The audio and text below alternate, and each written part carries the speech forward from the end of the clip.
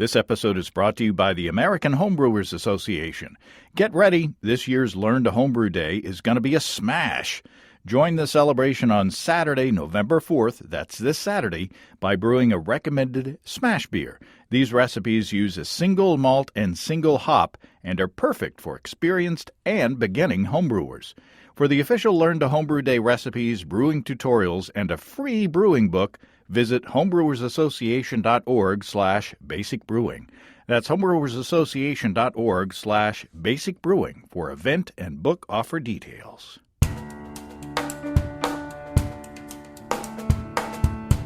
Welcome to Basic Brewing Radio for Thursday, November 2nd, 2023. I'm James Spencer. Here at Basic Brewing Radio, we're all about home brewing. This week, Chris Colby of beerandgardeningjournal.com and author of Methods of Modern Homebrewing and the Homebrew Recipe Bible joins me to formulate a recipe for a pre-prohibition American lager. We also taste the Smoked Rotbier that he and I came up with last time we were together. If you want to support us financially, check out patreon.com/basicbrewing. And many thanks to everybody who's helping out in that way. If you go to patreon.com/basicbrewing, you can see a long list of stuff that you can access if you sign up as a supporter. Financial supporters will see an early release this week of the video episode Steve and I shot tasting the porter that Chris and I came up with on an episode of this show. They'll also get that recipe and a behind-the-scenes video of the beer as it came together. I mean, that was a really good classic example of that style. Steve served it at a wedding reception for his son Chase and Chase's new wife Sydney, and people seem to like it. That's a great style for fall as the weather starts to cool off. We've had a couple of freezes here in northwest Arkansas already. My habanero and basil plants finally gave up the ghost on Halloween morning appropriately, but I was able to harvest basil beforehand for a pesto sauce that I froze in ice cube trays. I also vacuum packed and froze 60 habaneros and mixed about 10 or 15 with some homegrown jalapenos to ferment. I've got a batch of sauerkraut fermenting on the kitchen counter too. But fermenting food is just as fun as fermenting beer, I think. But of course, beer is food as well. I got my first disaster show story this week in the email. Asger from Denmark sent a letter with a couple of stories of brewing gone wrong. If you have sent me a disaster show email earlier this year, please send it again to james@basicbrewing.com. My old laptop completely crashed a few months ago. I was able to transfer my emails over to the new machine, but all the folders and organization of the archive messages and all that went away. So all the old emails are just jumbled up together. So that's a disaster in itself. But anyway, if you did send me a story already in 2023, please send it again. The end of the year will be here before we know it. It's just zooming along this year. So don't forget to get your disaster show stories in. One of the keys to not having a brewing disaster is to use yeast from our friends and sponsors at Imperial Yeast. I'm going to use the current seasonal L26 Pilgrimage on the pre-prohibition lager that Chris and I design in this show. I also used it on the Smoked Rotbier that we'll taste this week. In addition, I used it to ferment the Kentucky Common that Matt Giovanisi of Brew Cabinet and I formulated last week. That beer is already in the keg and on tap. I fermented with L26 Pilgrimage at ale temperature, which might not be the recommended technique, but the beer turned out very well, regardless. I didn't use a starter because I was fermenting warmer, and those 200 billion cells just zoomed through the beer. I kegged it a week after I brewed it. Now with this pre-prohibition lager, I'm planning to make a starter, be a good boy, and ferment in the kegerator at lager temperatures. So I'm following the rules this time. But L26 Pilgrimage has proven itself to be very versatile in brewing clean, delicious beers.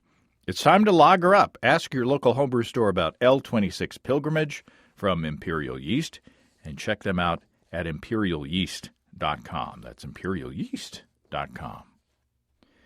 Okay, let's talk to Chris Colby about another beer that I used to hear about a lot when I first started to brew. Chris Colby, welcome back to Basic Brewing Radio. Hey, James. Thanks for having me on the show. We're to drink beer and talk about another beer. Again. Here to drink beer and drink another beer. I kind of like this recipe development series. We get to drink while I talk to my friends. Yeah. So what we've got, let's see, I'm going to open mine. What we've got here is what we came up with last time we were together. Yep. Oh, it's a bit of a hiss. This is the Smoked Rotbier, or red beer. Oh, okay. And it's carbonated now. I postponed. We were supposed to talk about this last week, but I postponed because the one that I opened as a test the day before we were supposed to speak, it only had just a little bitty hiss, and then and that was it. And then it was flat as a pancake. But now, boy, this is a beautiful beer. Said the guy who made it. How would you describe? I'm going to take a sip while you describe what you're looking at and what you're smelling and what you're tasting. I heard it's all in the recipe, really. So I'm going to go ahead and take credit for. Well, you're right there. The ones you sent me they carbonated a lot faster than yours because they got the, bumpy ride in UPS through the heat. So they, the yeast got some heat and some agitation. So yeah, mine carved up right nice. And yeah, the color is just excellent. Sort of like red, sort of like a Martini color, but with a little bit more towards the reddish. Yeah, you can definitely smell the smoke in the nose. It's a nice foam. It's malty enough. There's certainly enough bitterness to balance the maltiness out, and it's not. I don't know. It's not super dry, but it's not super sweet either. It's sort of, like full-bodied, but not syrupy sweet. The smoke is not acrid. No. In fact, I think it's a little sweeter on the back end than I thought it was going to be. I like it quite a bit. I mean, yeah, I think it's got roastiness to it. It's got a caramely, like I say, a little caramely sweetness at the end, but not too much to make it, like it's not sickeningly sweet. Super drinkable. I get the smoke more in the nose than on the flavor, I think. Yeah, there's quite a bit in the aroma. Is it you're the smoked beer guy? Is it smoky enough for your taste? Yeah, I like it. I mean, I would have gone nuts and added, much more. but that's just me. I mean, I like drinking a campfire, But yeah, I mean, this is good. It's certainly for someone who likes smoked beers. It's, there are smoked beers out there in commercially that run the whole gamut from Ike Schlenkerla Rock beer, which is just like a wall of smoke smacking you in the face, and to others that are they're much more subtle. And this has got enough that someone who likes smoked beers would like this. They might want a little bit more, but then they always do. So. And it's in it. I think it was very cleanly fermented. It's very clear. Yeah, mine is crystal clear. And it might be one of the more clear beers I've ever made. Mine aren't usually this clear. Did you find with anything? Well, I don't think I did because this is a small batch. Well, let me talk about the recipe before we get too much further down the line. But this is a 2-gallon or 9-liter batch. It into 3.5 gallons or 22.7 liters of water at 158 degrees Fahrenheit or 70 C. I put 3 pounds or 1.4 kilograms of cherry smoked malt, 4 ounces or 113 grams of Cara Red, 4 ounces or 113 grams of Cara Munich 1, 5 ounces or 142 grams of Munich 20 Lovibond Munich, and 1 ounce or 28 grams of black malt. and I rested in my oven, which was set to 150 degrees Fahrenheit or 65 C for 60 minutes. Then I at the beginning of my boil, I put in 10 grams of Northern Brewer at 7.5% alpha acid. And I say full boil because I guess I added way too much water because I wound up boiling for 2 hours on the stovetop. I boiled for 2 hours to get it down, near the starting gravity that we wanted. In 5 minutes 5 minutes before the end of that boil, I put in 7 grams of Northern Brewer. But the original gravity was 1046. The final gravity was 1010 for an ABV of 4.7%. I fermented with a whole pack of, even though it was a 2-gallon batch, a whole pack of L26 Pilgrimage from Imperial. I pitched at 55 degrees Fahrenheit, or 12.8 C, and what I did was I put the jug, the 3-gallon water jug from the hardware store, which is what I use to ferment small batches. I put that into my old keg cooler, into some water that was the proper temperature, and then I put I've got one of those thermometers with a long temperature probe on a cord, like what you use for barbecue and such, so I could keep track of the temperature easily. And then what I did was I kept putting in those reusable ice packs in the water surrounding the fermenter, so I was able to maintain the temperature, at or around 60 degrees Fahrenheit for the length of the fermentation. And then, before we went on vacation, I took it out for a diacetyl rest, and then we went on vacation. We're gone for 10 days or 11 days, whatever, and then I bottled when I got back. When I got back, it was super clear. The Pilgrimage really flocculated very well.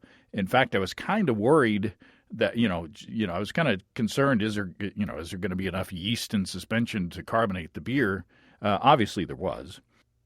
Like I say, I think the Pilgrimage, especially fermenting at lagerish temperatures, I think it fermented extremely cleanly, and I think the beer is way, way good. It is good. And one thing that might explain the clarity a little bit, I remember like way, way back in the day when I was just learning in somebody's books, maybe it was a Papazian book even, I can't remember, but I read somewhere that like small amounts of dark malt, or I guess also larger amounts, made for clearer wort and clearer beer. And I mean, I've never like tested that exactly, but it seems to match up anecdotally with my experience. Like I don't recall ever brewing a porter that turned out cloudy. And I was on the huge porter kick for over 20 years. And, also I've never brewed a stout that, once you shine a light through it, that it looked cloudy.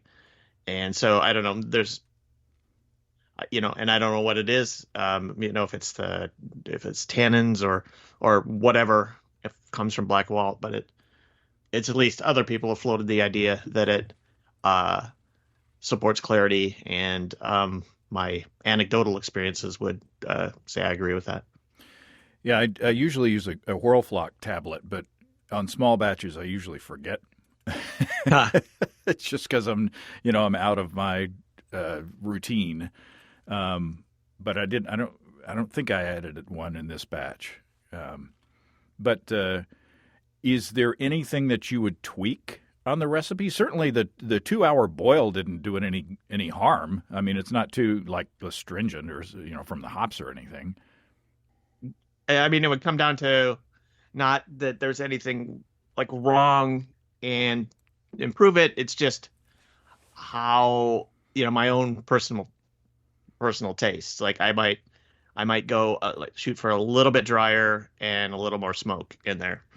But that's that's not saying that the levels. I mean, we tried to brew like a red beer and a smoky one, and this hits those targets. So would you, for your own preference, would you back off then on like the Cara Red and or the Cara Munich, and then add maybe a little more of the smoked malt, base malt?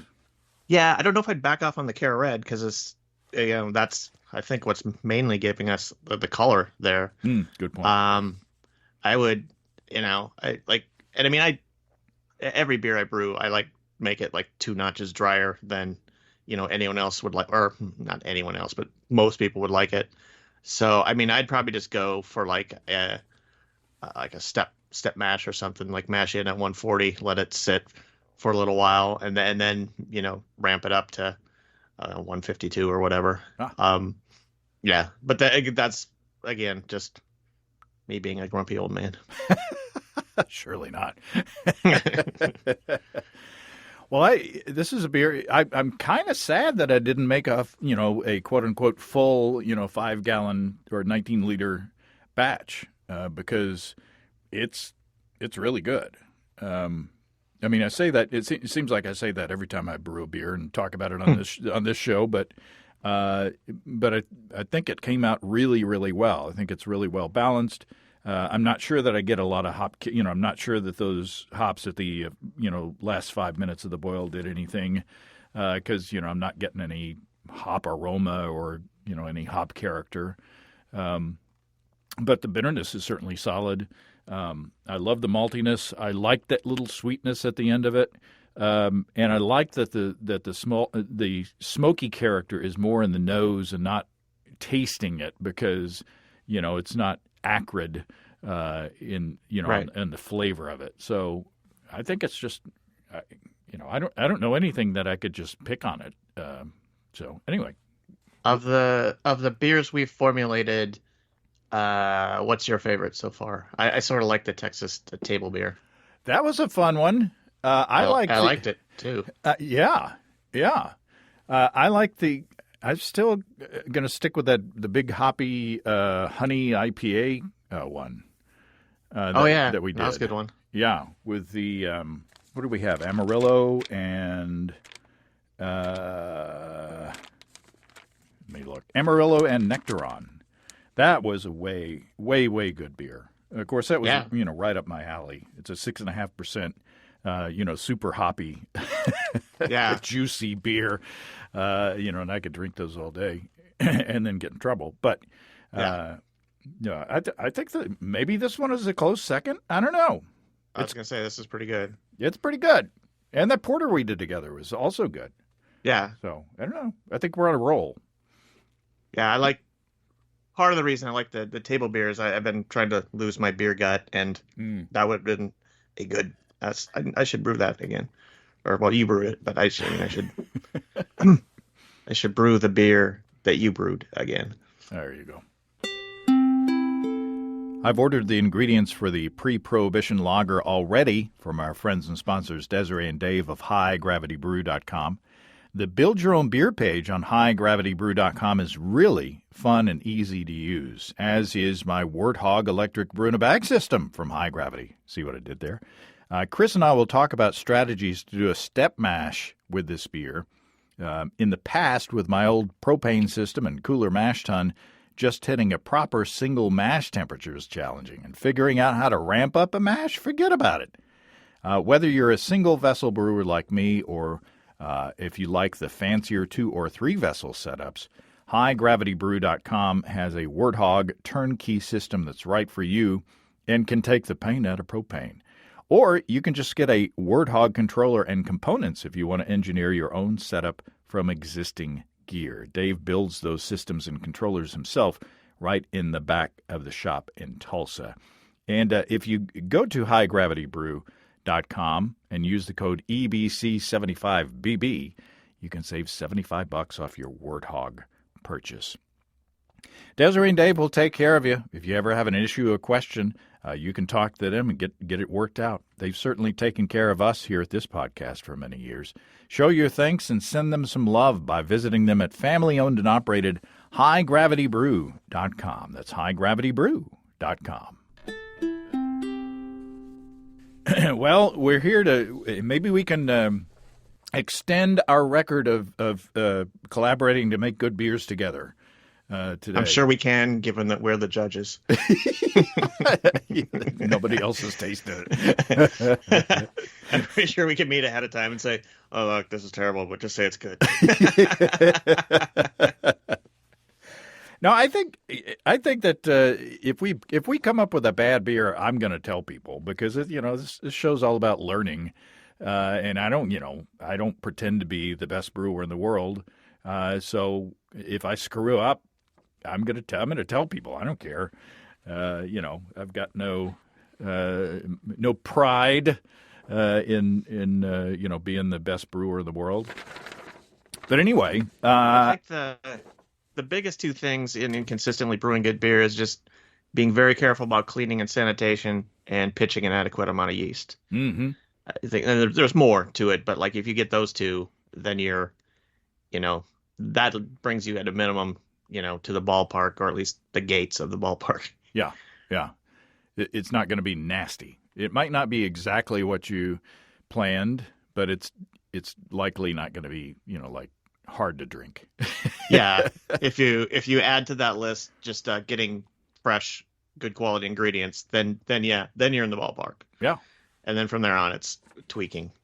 For sure. Well, I've got another packet of Eben from Imperial sent me 3 packets of L26 Pilgrimage. I've got the last one down in the beer fridge in the garage.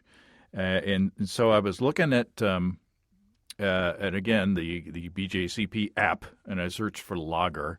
And one of the things that came up was the Pre-prohibition American lager, which is another one of those beers I recently brewed, collaborated with Matt Giovanisi on a recipe for Kentucky Common, which is another one of those recipes that, you always heard about, or at least I did, when I first started home brewing. It's like, this would be a fun beer to brew because you can't get it anywhere, And it's, supposedly got some historical aspects to it. Whether or not those stories about the beers are true or not, but it's kind of like the old time romanticism of being a home brewer and getting to brew beers that you couldn't find anywhere else. So what is a pre-prohibition American lager, and is everything about it that we hear true? The second part's a really good question, but the basic idea behind a pre-prohibition lager, and homebrewers used to call it a classic American Pilsner, CAP. The basic idea is it's an American beer, like an American Pilsner with a little bit more, a little bit higher in alcohol, a little bit higher in hops. And some people used to say it was a little bit lower in adjunct usage. I'm not sure about that last one exactly, but whatever. And yeah, the interesting thing about, like, I would never try to brew one of these and tell myself that this is like I'm like recreating the past, because there's different malts today. There were American 6-row and American 2-row existed back then, but they were different varieties of barley, and the malting specifications were probably similar, but maltsters are just better these days. Mm-hmm. And likewise, the hops back then used to they didn't have the high alpha hops like we have now, and the yeast is probably comparable. I don't think lager yeast has changed that much, or at least there are strains that have changed little since it originated. But then again, I think you could probably brew something that was recognizably of that style if you could teleport somebody back from that time to now, you know. But yeah, I thought when I was thinking up what to talk about today, I was thinking like I'm gonna approach it more like let's take those ideas as what we want, like slightly bigger beer, a little bit hoppier, and then just sort of make that a good beer. And if it's historically accurate, then good for us. If it's not, if it just turns out to be a decent beer, like well, that's not terrible either. There's nobody around from pre-prohibition to taste it and say we're wrong, so So what should we start with? First of all, have you got your spreadsheet open? We can just jump right in and start Yeah, let me open start figuring the sheet of the spreading. But I think this is going to be a pretty straightforward one to put together. Oh yeah. So, I'm assuming back then, just like with the Kentucky Common, they were probably using 6-row barley. But do we necessarily have to use 6-row in our version? If you want sort of make any pretense to having it be correct, yeah, that should be some. When I've brewed I've brewed a couple pre-prohibition, at least pre-prohibition-esque lagers. I wasn't shooting for historical accuracy, but I usually did a blend of 6-row and 2-row, and it turned out good. I think a little bit having 2 pale malts, they're very similar, of course, but just adds a tiny bit of like depth to the malt character, which is of course low. Mm. Yeah, what theoretically nowadays? What's the difference? I mean, why? What's the difference between American 6-row barley and 2-row? Very, from like a flavor standpoint, very little. 6-row barleys, their protein content ranges from anything from like about 12 to about 13 and a half. There's generally anything above that isn't used in brewing. And for 2-row, it's basically 11% to 12% protein. So they're very similar in flavor. Their 6-row is generally it's higher in protein, and then also has a higher diastatic power. And sort of on average, 2-row kernels are going to be a little bit plumper than 6-row, but that doesn't always happen. A good crop of 6-row can come in and beat out a mediocre crop of 2-row. Mm-hmm. But yeah, so 2-rows a little bit plumper, a little less diastatic power. Like an American 2-row, a lot of them are around like 120 DP, and where 6-row is more like 160. And so yeah, if I go sort of lower on adjuncts, I might go a little higher on the 2-row. If I go a little higher on the adjunct percentage, a little more on the 6-row to just give it that, the power to chew through all those starches. And I guess we shouldn't assume that listeners know what we mean when we're talking about 6-row versus 2-row. It's basically how the kernels are arranged on the stalk, right? Mm-hmm.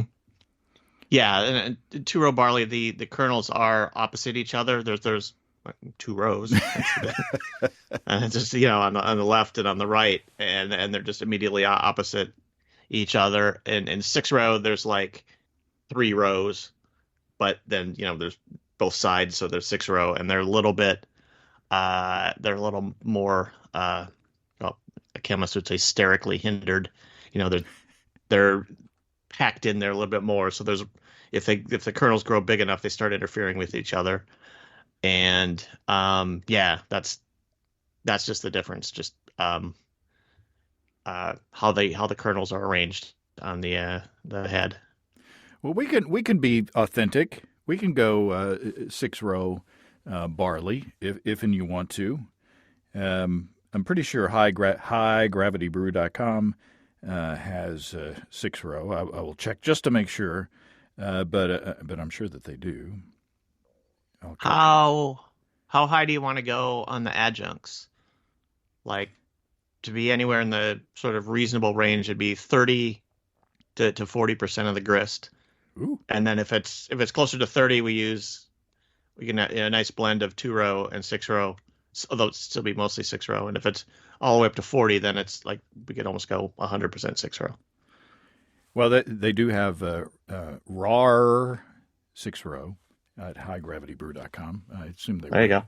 I don't know. What do you think? I mean, I want to use rice because I used corn in the Kentucky Common, and they've got flaked rice at High Gravity. Okay. So I don't know. What do you think percentage-wise? I'm gonna shoot for like dead center, 35. Okay. And I think I can only think of one other time that I've actually brewed with rice, and that's when I made a small batch. Or no, maybe it wasn't a small batch, but I made rice in my Instant Pot to gelatinize it and then put that in the mash. And I think I remember that being a good beer. I think that was just a Pilsner. But I don't think I've ever used flaked rice. I might have used puffed rice before.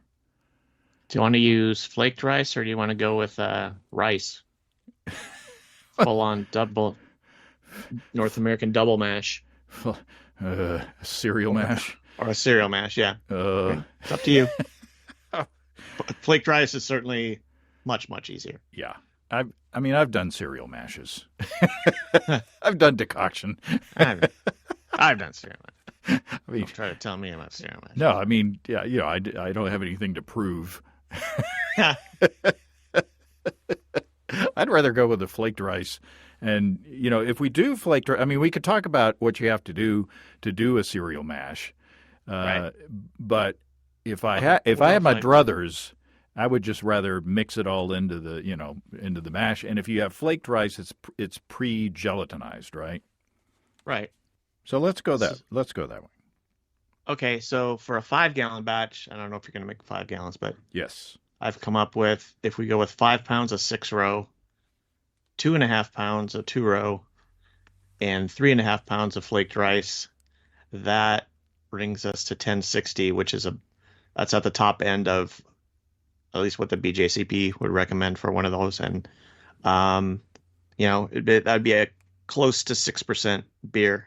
Okay. If it ferments out well. Okay.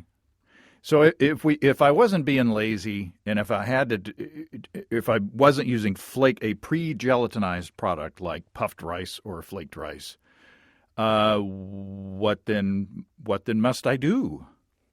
If you wanted to go like a full-on, what homebrewers call cereal mash, or what pro brewers would call a North American double mash, you would take the rice, which has a protein content around 3%, and you would put whatever the weight of the rice was in a pot, about 10 to 15% of that weight with crushed malt, cover it with water and boil it for about 15 minutes. And that would basically gelate the starches, or as homers would say, gelatinize the starches. And the small amount of barley in there would just sort of give you a start on a little bit of starch conversion. And then what you do is, so you had this thing, the cereal mash that you boiled for 15 minutes. If you at the same time, or like slightly before you started the cereal mash, if you mashed in the 6-row and the 2-row and at a relatively low temperature, like 140, then you dump the mixtures together and stir it up, and that should bring your temperature up to a reasonable sort of starch conversion temp. And like in practice, or in theory, you can calculate, how much of this and how much of that are you going to add, or you can follow a recipe. But in practice, because I've done this a couple of times, it helps to have some boiling water on hand and some, cool water on hand, and, dump the mashes together, stir them, maybe let it sit a minute, and then check the temperature and adjust as needed. Or you could use a brew in a bag electric system like mine, and then if you miss your your combined mash temperature on the lower side, you can just crank it up or just set the temperature controller and stir, while it comes up, kind of automatically. Yeah, if you can heat your mash tun, that's a big help. A lot of people mash in coolers though. So either way. Or you could use flaked rice. Or Just be lazy. Yeah, if you're like, I want to carry on an American brewing tradition like the old guys used to do, then yeah, use rice. If you're like, I would like to shave an hour off my brew day and at least do something else, then go with flaked rice. So could I get away with, or should I do a single step mash if I'm using the flaked rice and along with the 6-row and the 2-row, or should I, since I do have the temperature control in my mash tun essentially, should I go to the extra effort to do a step mash, to start low and kind of bring it up? To what degree would you like this to be a dry? I mean, it's the style is fairly dry, but like within the parameters of the style, like, do you want it to be on the drier end or? I do like malt, but this is if the style is dry, then let's go dry. Reasonably dry. One thing you could do then with the flaked rice, you could mash in at 140 and then just set your temperature control to 152 and just have it ramp up through that range. Yeah. And that'll, by the time it's done, that'll be sort of like a low temperature rest. Yeah. Or, I mean, if someone was doing it in a cooler, you could, mash in at 140 and then pour in a bunch of boiling water to raise it to like 152 or, ballpark of that. But yeah, if you can ramp your temperature up after the initial mash in, do that. And if you wanted, if someone out there wants to make like they're like, I want mine, dry as a bone, mash into 140 and let it sit for a while, like an hour, maybe even 2 hours, and then ramp it up, and you'll have a nice dry beer. So I'm assuming that the hopping strategy is going to be pretty straightforward on this one as well. Yeah, I mean, American Pilsners don't have, there's basically no hop aroma to them, and there's, at least for, non-lupulin shifted palates, there's enough hops to balance the sweetness, and so yeah, I mean, you can add finishing hops like aroma hops if you want, but I think you're probably going to be better off, and also like if you want it to be any sort of nod to the actual historical style, just add hops to hit your RBU target, which I don't know, anywhere from 30 and 40 is good. So, that's like that's in the American Pale Ale range, not IPA. So do you have any favorites on the hop style or the hop variety? You can use anything that's reasonably neutral, including noble hops. I sort of I've made, like I said, I made a couple of different kinds of things that they're supposed to be, and I use cluster because that's an old variety. They actually used cluster back in the day, and it's still available. Although it's probably, I'm guessing it's a lot higher alpha than it used to be, and that's a good one. But pretty much anything except I wouldn't, unless I was specifically making it a hybrid style, I wouldn't use any of the, passion fruit, New Zealand style, super, super fruity one, because that just wouldn't be what you were shooting for. So yeah, anything neutral. And I mean, this would be a good one to take some like really high, like a Magnum or something super high alpha, and just, because that just minimizes the amount of plant material in your kettle, and cuts down on the size of tube, and So around 35 IBUs, something around there. Yeah. So in theory, we could do like a no-chill brew with this, but we're going to be pitching at lager temperatures. So generally, what I do is knock off the first heat with whatever the temperature of my garden hose water is. Get down to like 100 degrees Fahrenheit, 37 C, something like that, and then use my little cooler with ice water in it and a submersible pond pump to then switch over to recirculating that ice water through the immersion chiller to chill down the wort to probably pitch at like 55 to 60 degrees Fahrenheit, around 15 C, something like that. Yeah. And what I can do is I do have a keg in my kegerator, but what I can do is I can take that keg out and then put it into my keg cooler with some ice and keep that beer happy while I use the temperature control on my kegerator to ferment this one, because I do want to do more of a lager, strict lager fermentation with this one. Right, and I mean that's a good idea, because this the overall amount of hop bitterness is low. The malt character is low, and so the fermentation characteristics are really going to stick out. Yeah, there's nowhere to hide. With the smoked beer, the Smoked Rotbier, it's got that smoky malt in there, so that it's you can hide behind that a little bit. And not that I needed to, because I think it fermented well.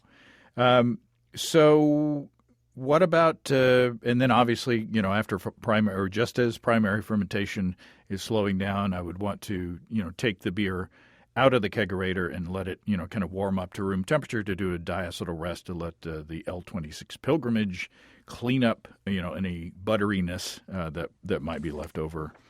So what about water? What if I'm looking at my brewing software? What water profile should I be looking at? Yeah, for a real pale beer like this, and something that doesn't have a ton of hoppiness that you would need to accentuate with water chemistry, basically just use water with low amount of carbonates, what they might call soft water, and then just, if you need to, adjust the amount of calcium. Like if you're anywhere within the 100 to 150 parts per million range for calcium ions, that's good. So a real simple water profile. I mean, if you built it up from like distilled water or RO water, all you need to add was like a little bit of calcium chloride or a mixture of calcium chloride and gypsum, something like that. Yeah, the water here is not that complex. Cool. So we'll ferment with the L26 Pilgrimage, and everybody will be happy. Hopefully, I mean, this is it sounds like a super simple beer, but sometimes the super simple beers they show off your the flaws in your brewing ability. So this one might be a little more challenging just because I got to pay more attention. Yeah, I mean, the style is all the skill of the brewer. Like you can, you can vary the amount of the malts, the ratio of those two. You can vary the rice and the corn, and different yeast will give different profiles. And so but basically they're all, light in flavor. They should be nice crisp beer. And if they turn out good, it's the skill of the brewer, and if you also, it's funny. I mean, people would ask me for, like clone recipes of like a specific, like American Pilsner beer or a specific, like they want Heineken specifically, or, Modelo. And, I'd have to tell them that, like, as a home brewer, to hit it, really hit that profile, you would have to work a lot. Mm-hmm. You'd have to go through. I mean, there's hints in the home brewing literature what yeasts, different breweries use, and you'd have to go through and find that, and you'd have to just try, but it would be really hard to just like flat out mimic one. Like you could brew one that enough that even someone who is familiar with this style and a particular, taste sense of, yeah, hey, this is pretty good, it's pretty close, but like you as a homebrew, you probably couldn't fool like, the tasting panel at Budweiser. So it's, there's a lot of little variations, and I would say probably that the biggest thing that's going to make these beers a little different is the yeast, and there are, in the homebrewing literature, there's hints to, the characteristics of different yeast. And, for something like this, anything that's labeled like an American strain or a Mexican strain is going to work pretty good. But, so will, any of the European ones, really. And I think I will make a starter. If we're going to have a beer that starts out at around 1060, I will dust off the stir plate and do a starter, even with the fresh packet of Imperial L26 Pilgrimage. That will be well worth it, because you really, on something like this, you want the yeast to get started really quickly and start fermenting. So yeah, I would recommend a starter. And if I overpitch, and it blows through the fermentation, so what? We're wanting it to be a clean fermentation anyway, so it's not going to hurt it. Right. Another thing you might want to do is get some, PVPP. It goes under the brand name Polyclar, and there's different versions of it. But it's a fining agent that you use on finished beer, and with something like this, like low color, and the style itself is supposed to be crystal clear. A little bit of, and there are, I actually looked today, there are a zillion different fining agents out there. And, I haven't personally used all of them, but I used to use Polyclar AT, which I don't think that version isn't popular anymore, but it worked great. And it was simple. I mean, you just hydrated it and dumped it in the fermenter after the beer had fermented. About 6 hours. I mean, I gave it overnight, but it's all fermented, or it's all